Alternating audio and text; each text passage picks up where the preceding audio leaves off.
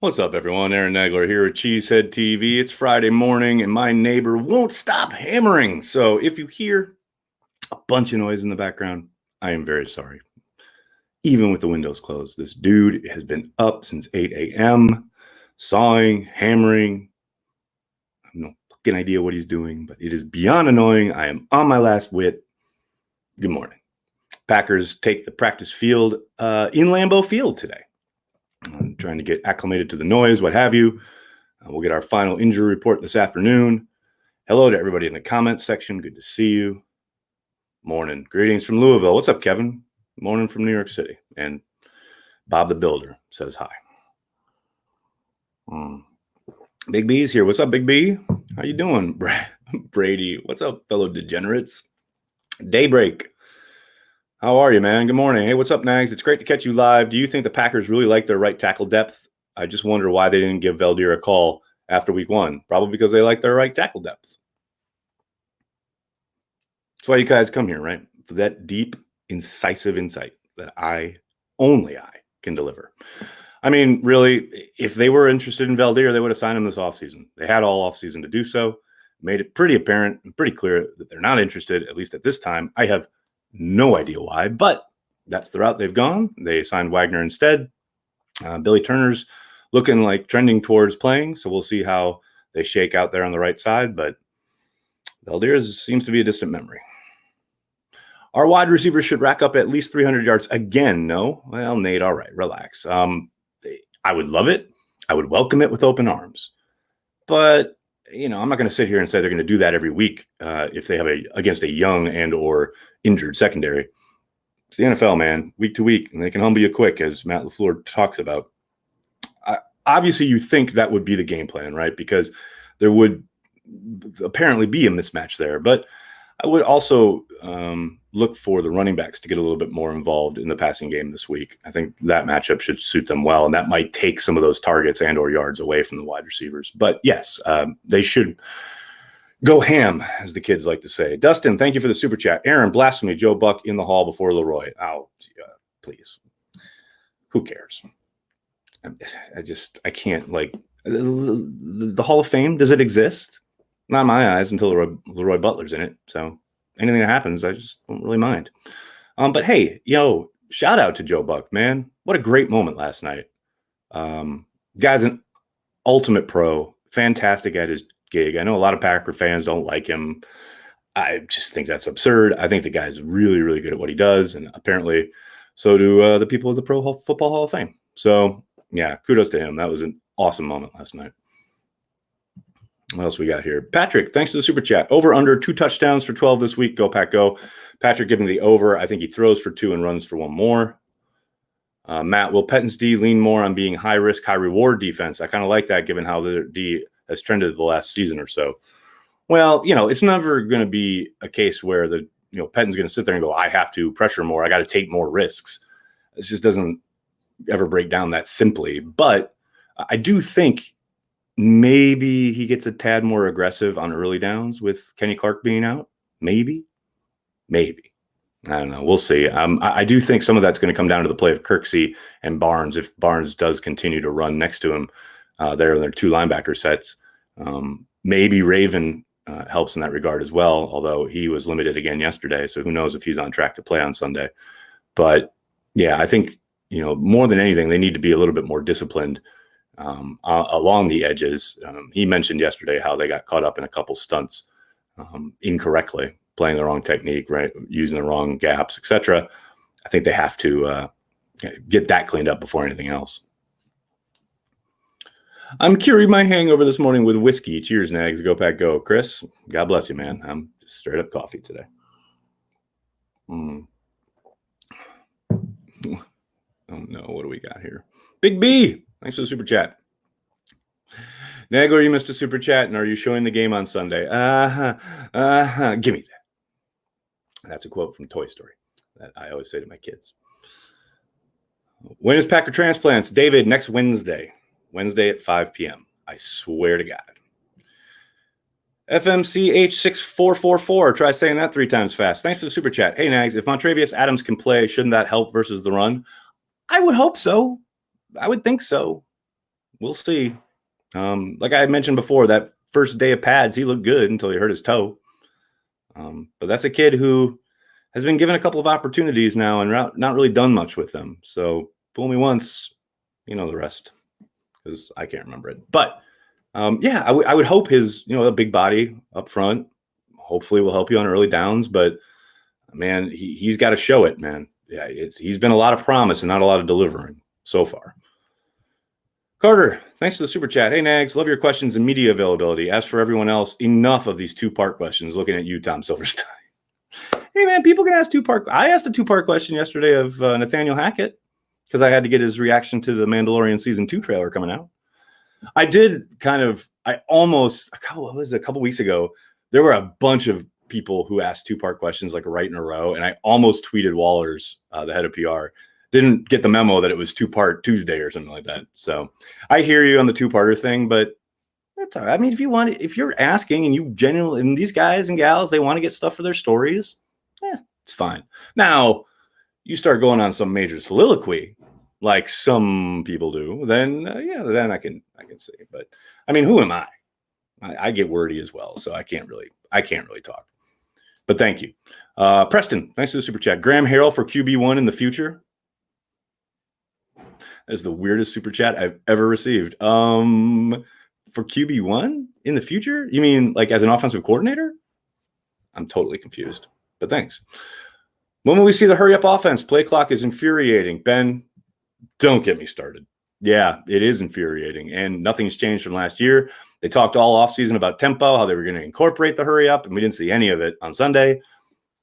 I don't know, man. Maybe it's just something LaFleur doesn't want to get to for whatever reason. I have no idea why. It's maddening, though, when you see Jared fucking Goff being able to run it, but not Aaron Rodgers. Ridiculous. If Rodgers and Boyle stay healthy, do you think Jordan Love will be inactive the whole year? Yes, 1,000%. Jake, thanks for the super chat. Did you see LaFleur call Lazard the enforcer, as the kids say? Facts. I don't know if you've seen our hype video yet, ladies and gentlemen, but the last shot that Cody included totally shows Lazard bullying some poor Lions defensive back. It's outstanding. Yeah, I love that kid's mentality. No doubt about it. Do you like or do you ever wear jerseys? If not, is it because of the Stellar Cheesehead TV clothing line? Jerseys aren't my thing. They used to be when I was younger, maybe 10, 12, 15 years ago, but I don't know, man. At some point, it just feels weird to wear a jersey. I don't know. But I know, hey, I always say, wear what you dig. I know some people do love them. More power to you. Awesome. I'll still, like, if I go throw the football around in the park with buddies, I'll still throw on my old Favre jersey, but outside of that, I won't wear it around or anything, except to church. No, I don't live in Wisconsin. It's all right. Whatever you want to do, man. Whatever you want to do. What was your favorite throw from 12 in week 1? Oh, Eduardo, definitely the touchdown to Lazard, where he stops his momentum and then flings that dart perfectly. And there's pretty good coverage on that play, too. And he just puts it in a spot where only Lazard can get it. That throw is ridiculous. Are the hype videos going to be a weekly occurrence? You better believe it. Is Cody here? Cody, you're on notice, buddy. Every week. I asked him because he did such an awesome job in week 1. I said, now you're going to be expected to do this every week. And he said he could do it. So we'll see. And I get it, man. I was like, these first 2 weeks are easy because you've got divisional opponents. So there's lots of stuff that you can draw from as far as how you constructed the narratives and having footage. But things will start getting trickier now when they get out of the division. Looking forward to them, though, Cody. Game on, buddy. Challenge accepted. Nuclear Family, thanks for the super chat. What do the Lions do schematically against us? Why has Rodgers struggled and Trubisky thrived against Matt Patricia when Rodgers is so much better? Because they play so much man, and Rodgers is so loath to work the middle of the field in those scenarios and situations. I wouldn't say he struggled, but he's definitely reticent to pull the trigger sometimes in probably ways that Trubisky isn't. They played more man than any team, and true to form, they played more man than any team in the NFL in week 1. And I expect to see a lot more of that coming into week 2. It's just his philosophy. It's how he wants to play. And the Packers should be able to take advantage. But to your point, Rodgers also is going to have to pull the trigger on some, not 50-50 throws, but some throws where, guys aren't obviously blazingly wide open. But to me, I did a video about this during the offseason about his reticence to attack the middle of the field. And I think that's a big part of it when it comes to what you're talking about there. William, thanks for the super chat. Can you try to get Wes Hod on transplants? Oh, he was on transplants last year. But yeah, definitely. We'll try and get him on this year as well. Love Wes Hod. But yeah, he was on with us towards the end of last season. If you go back on the transplants playlist on YouTube, you'll find it. Amster fans, thanks so much for the super chat. Can you time Matt LaFleur slow versus Rodgers on Sunday? Time Matt LaFleur slow. Are you talking about like his play calls into the huddle to get the play going and Rodgers getting to the line of scrimmage? I'm not sure exactly how that would work. Loving the apparel. Thanks. Check it out. Carry the G. This is the sweatshirt that Aaron Rodgers has. Everybody has always asked me because Rodgers did say his first availability this season, thanks to the sweatshirt. This is the one. This is the one I sent.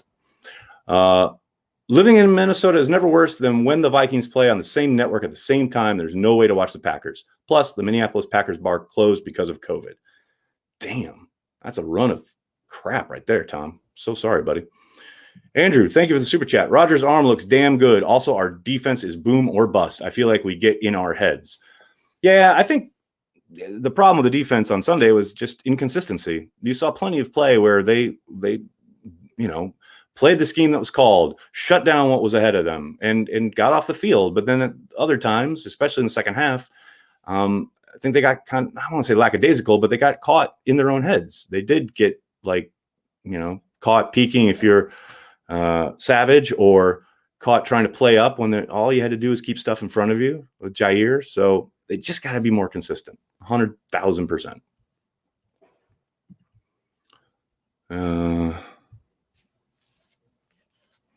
Yes, last week, Matt LaFleur had the calls in with like 20 seconds or less left. Then Rodgers has to recite, then get to the line.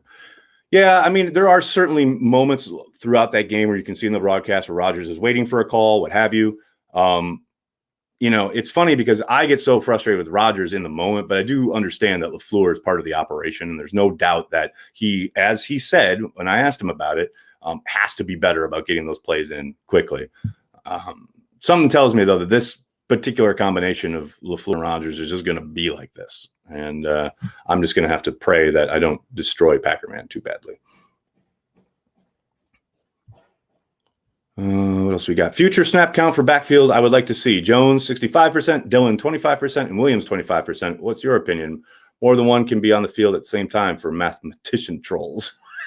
Stuart, that's an outstanding comment. Yeah, I'm down with that. It's interesting because I think a lot of it depends on game flow as far as how guys are going and what their plans are coming in as far as attacking certain schemes. I think it probably is a little high for Jones at 65 if they want to get Dillon involved. But, I loved what they did in week one as far as they really slammed Williams a bunch early.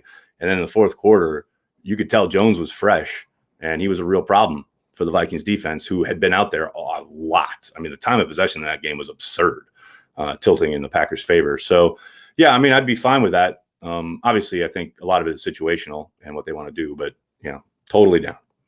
Totes down. Corey, thanks for the super chat. If the Lions play man, our running backs should eat. Very much agree. If they load the box, our wide receivers, tight ends should eat. Either way, I love it. Add a pick for RD, carry the G. I mean, I think that's a big part of it as far as, you're talking about get a pick. I mean, creating turnovers in general, whether it's an interception or a strip sack fumble, get Aaron Rodgers more possessions because they're going to be efficient and they're going to score. And, the more the offense is on the field, the less the defense, the better. But, yeah, I agree with you. If they do play a lot of man, and that's what Patricia tends to like to do, and that's why I said earlier, well, I can't remember who it was who was asking about the wide receivers and all the yards. I do think the running backs are going to be featured a little bit more in this game because of it. Those angle routes, wheel routes, what have you, where you can really get those guys involved. And don't forget about Tyler Ervin. I mean, who knows what we can categorize him however you want, but he's going to keep being involved. William, thank you for the super chat. I think Preston Smith is going to have a good game. I mean, yeah, both of those guys should, but I know the Lions are banged up front, as are the Packers, but the Packers are trending the right way injury-wise on the offensive line, while Detroit is not.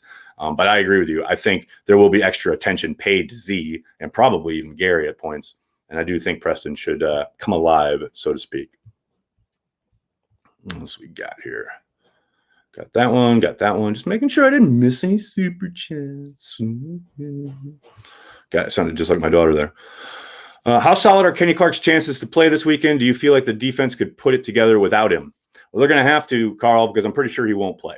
He has not practiced either day this week, and I don't think he's going to miraculously show up and be 100% today. Yeah, I think they're going to have to. It's going to be interesting to see what they do with Wynn, the new defensive end that they just signed, how the rotation shakes out between, Lancaster, Lowry, and Kiki. But those guys are going to have the ball out. But yeah, I do think they can rise to the occasion. Lowry's going to have to play a damn near perfect game, and we did see that on like one or two occasions last year where he really kind of played out of his mind against the run. They're going to need that. They're going to need that guy to show up. If DeGuara doesn't play, how much does that affect the game plan? Not a lot, Julia. I actually asked that question of Nathaniel Hackett yesterday, as far as constructing a game plan, knowing that the kid's looks like he's trending the wrong way to play injury-wise. They like their guys, and they're going to ask him to do. I would think, my hunch would be you'll see Sternberger doing a lot of what they asked Josiah to do on Sunday against the Vikings. But, the game plan is never going to be the same 2 weeks in a row. There will be concepts that they utilize, whether it's the stuff out of the backfield as a blocking back or as a receiver on some of those, down the field shots that they took to DeGuara. I think probably that'll be Sternberger, but we'll see. But yeah, as far as how the game plan is constructed and how they go about trying to attack Detroit, I don't think much changes in that regard.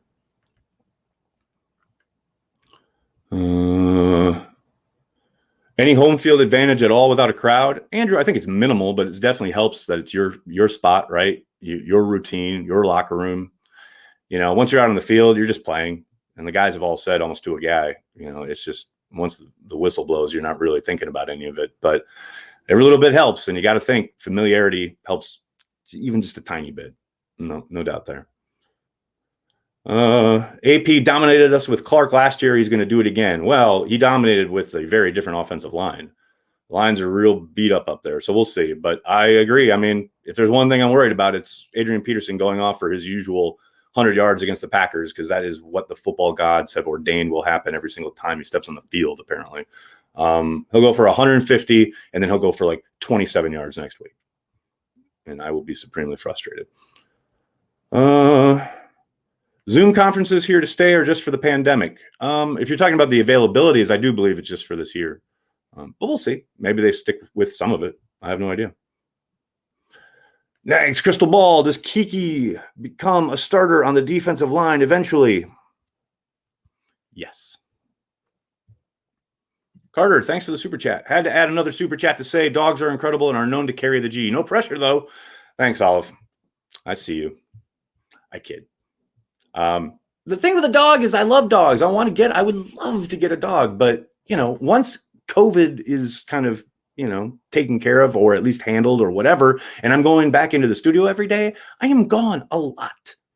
And that would not be fair to any dog. So just relax on the dog stuff.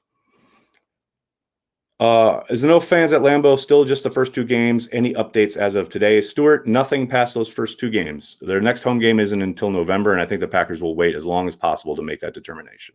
But yeah, they are still just at this point not having fans for the first two games, and that is all we know. What else we got? I got time for one or two more. What do we get? Can we get Jamal Williams on transplants? Yeah, we can maybe try and do that. Do you see this being a big year for MVS? I mean, I think it'll be an important year. I don't know if he's going to have huge production each week, but I do think he's obviously going to be a bigger plan, a part of the game plan than he was last season, especially down the stretch. But I don't think, because of the way they approach things on offense, I don't ever see him becoming like a fantasy monster or anything like that. But I do think he helps key things as far as what safeties have to do and have to look at. And, okay, if you want to shade to Devontae, you best have your fastest corner on MVS because he could pop off at any moment. He kind of makes defensive coordinators have to recalibrate stuff, and that's valuable. But I don't think he's ever going to be, like I said, like this huge monster week in and week out, kind of producing all the time. Now, he may have a big game on Sunday against the Lions, especially with their banged up secondary. But I just don't see that becoming a normal week in and week out thing. That's always going to be Devontae's gig. Where are we? I picked up MVS on fantasy. Let's go. All right, Brandy, just for you. Matt Patricia's last year this year because Lions are going to choke after choke. Sunday is just going to be part of his choking diet.